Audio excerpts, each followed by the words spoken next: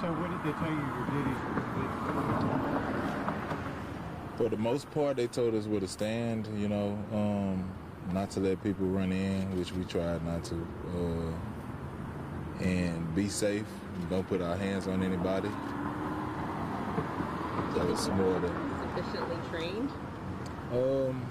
I guess with a little more instructions, it could have been easily executed, but as far as the training, there was no training offered, for the particular concert of Astroworld. And when you saw what was happening, when you saw those horrific events unfold, what did you think? It started off, as as the fans trying to, in a rush to get in, and finished with the fans being the exhaustion showing, of how much it took, to get to that point. It wasn't pretty at all. It wasn't pretty at all. Can you talk about what you witnessed, specifically what you witnessed? I'm sure it was people needing help, people in pain, injured. It was a lot of distress. A lot of people, were so into the concert they didn't want to be helped for the most part. I was trying, even before the concert started, I helped a lot of people. It was already bad before the concert started. So for the most part, yeah, I could say the people, it showed, the fans, they was already out of whack before the concert started. Where were you placed throughout the venue, throughout the day? Well, for the beginning, we were at the entrance of the ticketing, where they was allowing the fans to come in. Towards maybe 7:30ish, before Travis Scott himself started performing, they moved us to the concert area where we were escorting artists back and forth, celebrities back and forth. And it wasn't so much of crowd control then, it was just making sure that they don't get touched, But during that, you had no other choice but to help people. They were begging for help. Who were you escorting in and out? Most of the artists that performed that day, that night. Sizzle? Was it Sizzle? It was a few people, through the crowd, through the Travis Scott. So when they gave you the offer for employment, did they contract you for the whole weekend, or was it just for the day? Well, the agreement was the whole weekend, so I took off from my day-to-day job to be there. My boss granted me the days off to be there. The second day, we wasn't even notified that it was canceled until we got here and seen the big sign saying Astroworld's canceled. We were still ready to work, even though, we went through. See, by the night it was over with, I had my shoes off. My shoes were gone too, so it was a lot of... And did they pay you for the whole weekend, or they pay you hourly, and how much did you Well, they pay? paid us... Well, we don't really know what they paid us, honestly, because... What did they offer you? What did they tell you? They didn't tell us anything. We heard from the other people working with us that what they were supposed to pay us. That's the only way, that's the only thing we... That's one of the things that is still in dispute right now. Okay. So they were initially told that they were going to be paid $30 an hour, and then it went from $30 an hour to not being paid at all, to eventually just mysteriously being paid a little something on their Cash App. And so as we go forward, as we go forward with this litigation, that's one of the things that we'll also be looking into as well. How were these subcontractors paying these individuals who were risking their lives to help out during this event? So they didn't have to fill out W-2s or any of that stuff? That's one of the things that is disturbing, right? These gentlemen show up, they were told to wear all black, they did exactly what they were told to do. They signed in. No ID, nothing required. They signed in on a form and went to work. And as you can see, ended up getting injured. As we were walking in, they were recognizing some of the people that they were actually trying to help during this event. And so it's been traumatic for them, and as well as other workers at this particular point. And what's the name of the company again? AJ Molina. How many hours did you work total? We worked over 16 hours that I can kind of remember exactly, because I remember we showed up. We showed up 5:30 that morning. We didn't really get in touch with anyone until about 7:30, because we were here for about 2 hours trying to locate the company and who was in charge. So I could say from 5:30 that morning to like 1 a.m. the next day, you know, that night. What did you think about the whole process? Did you think this is red flag or red flag after red flag? I couldn't think about the red flags because it was so much, it was so overwhelming of, you know, the volume of things that was going on. I was just trying to be as professional as I can. I only have my level 2. I have interest in having my level 4, which is like bodyguard security. In particular, you know, you need extra training for that, and also you got to have a certain type of, you know, mentality. And I was trying to keep that mentality of not getting starstruck around the celebrities and not, you know, trying to enjoy the concert so much and try to actually pay attention to the fans and do the, you know, the job of helping them. And it was so many people. It got to a point where you know, so the fans couldn't, you know, really, I didn't know who to, you know, pay attention to for help, you know. It was too. How many people do you think this company hired here to work security? Did you find any colleagues? It was I did not. Nobody I noticed from Houston, but it was a big team of us. It was a big team on the other companies. Like I said, the plan was just, it wasn't executed the right way. Do you have any idea how many total number? We don't at this point. From what we understand, there were a group of individuals who were actually brought in, and then there were those who were hired locally. But it seemed to be no communication between the different entities or the different individuals. Both Samuel and Jackson at one point were separated, and Samuel didn't even know, Jackson didn't know that Samuel ended up breaking his hand until later on that night when they finally got back together. And at the same time trying to protect others, listening to some of the stories that they've told about how they tried to attempt to help people and those they were able to help, and at the same time trying to protect each other. Samuel was trampled twice, where people just stepped on his hand and broke his hand. And so, you know, between these two individuals who worked and other individuals that worked, there's a lot of questions to be answered. Samuel, why don't you tell us your experience? My nephew had got the text message or whatnot, and he told me about it. I was excited, and I wanted to be a part of it. I wanted to be a part of the, you know, actually see the celebrities and work the event. So he sent me the text message. I responded. They told us to show up in all black, and that's what we did. We showed up in all black, ready to work. We're not knowing that the event was going to turn out like it did. Do you have a security background?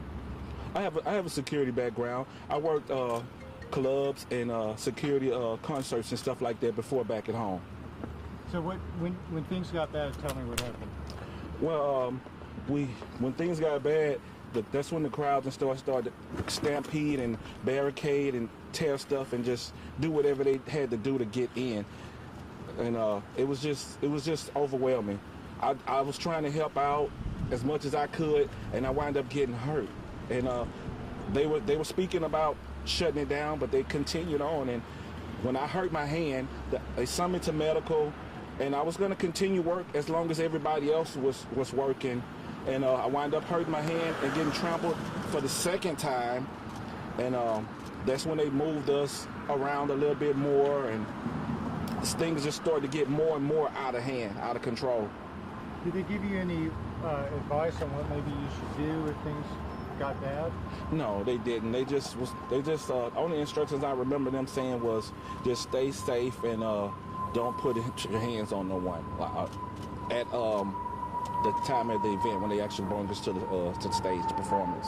Sir, can you describe when you tried to help people pull them out? You said that you couldn't. Yes, ma'am.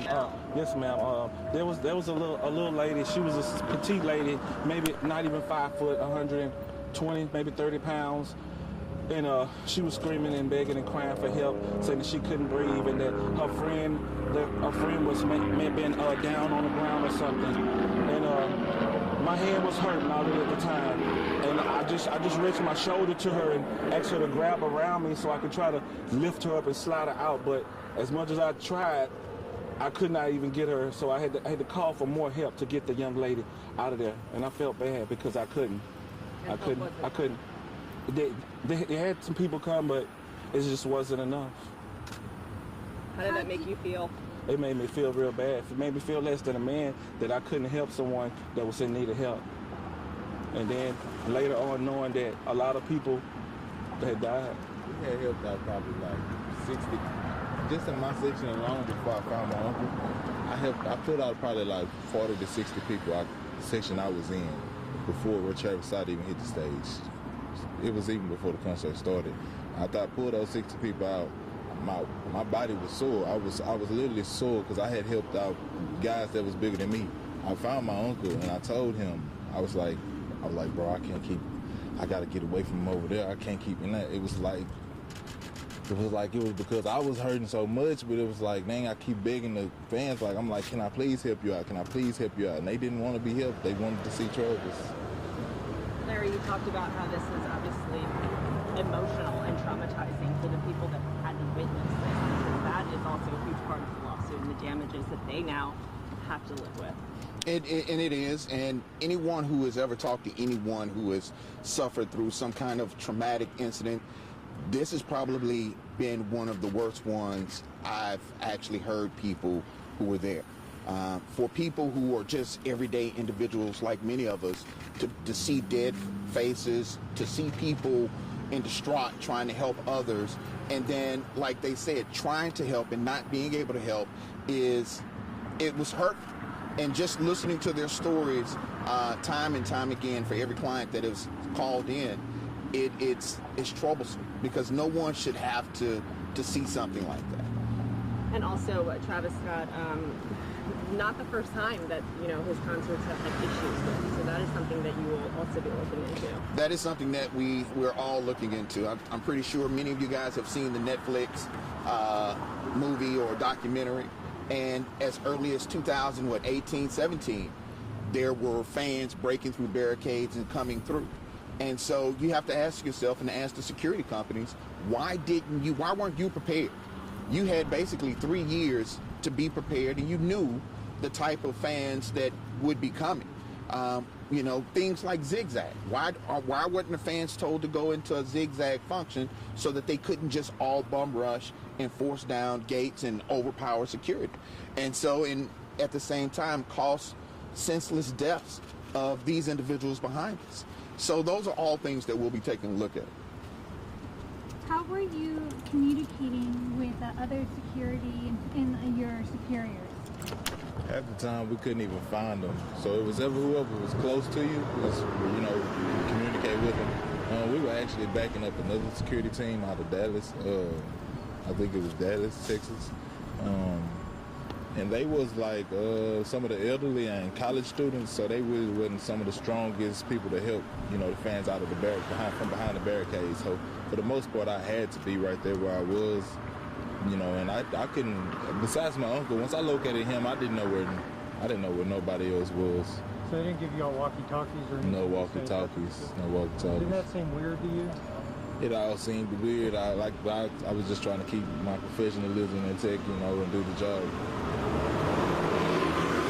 you feel like the security teams were set up for failure ultimately? Do you feel as though you guys were just thrown? In my conclusion, yes, I do. I feel like we was just thrown out there for for whatever to happen. I feel like it was planned to go that way, for us not to be paid and handled, professional as we worked. Yeah, I do feel like that. Do you have a screenshot of the listing that got you this job?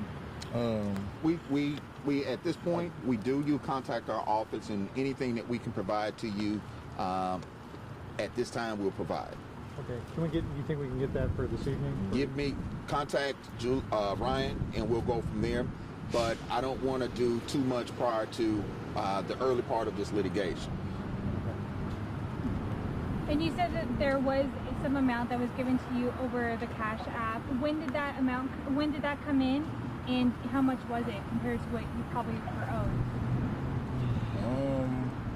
I can't even remember when I didn't even want to, touch it. So I can't even remember when. It was a few days ago. Yeah, it was most likely. I think it was last Friday, and it was probably 1/4 of what they should have received. last Friday, as in just a couple days ago? Yes. Okay. Yes. Last Friday and any right around 1/4 of what they should have received. What is typical protocol when hiring, like, I guess, freelance security like that? Is that normal? Is that a normal process? First security job I ever had to work just at a bank. I went about fingerprint. I had to go and take the fingerprint process, the whole background check. I even had to take like the level 2 security test, and I had to pass, because if you did not pass, you did not work. And it was a little more intense than this was. Way more intense. And I'll answer that question with a simple, you would think it would take more than just signing your name. At least an ID, at least the day before, coming through, walking through, seeing what you needed to do, so everyone knew their assignment, everyone knew each other. None of those things were done. It was as simple as you and I meeting up right now and walking on the other side of this gate, and we're supposed to secure the park. Secure what? Secure where? Secure who? None of these things were provided to these gentlemen, and it seems as if they just wanted bodies more so than to actually be able to secure. And as far as you know, they didn't do any background checks on anybody who was working security. As my clients have told us, they just showed up and signed their name. Now, I don't know for every security company, but as far as we know right now, people just showed up in the uniforms or dressed the way that they were asked to, and were put to work.